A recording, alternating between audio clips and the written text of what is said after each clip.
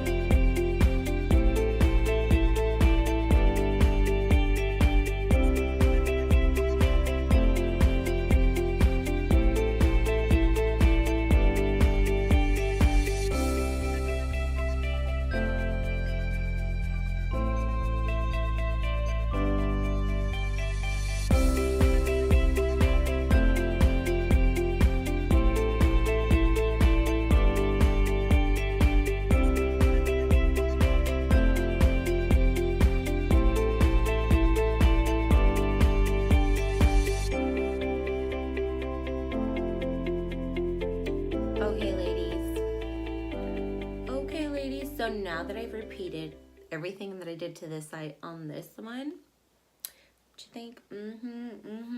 There's still a few more colors that I want to explore, but I did go pretty freaking loud on this look, like, not gonna lie. So I'm gonna do a brown under eye right here, and we're just gonna see what happens. Like, I almost want to use the royal blue in here, and it's called Dream It. I don't know if I can handle it. I don't know. So let's try the brown. Let's be safe. And the brown shade is called Back Rolls. I love that. And I'm going to use the Anastasia brush. So let's get back into this makeup.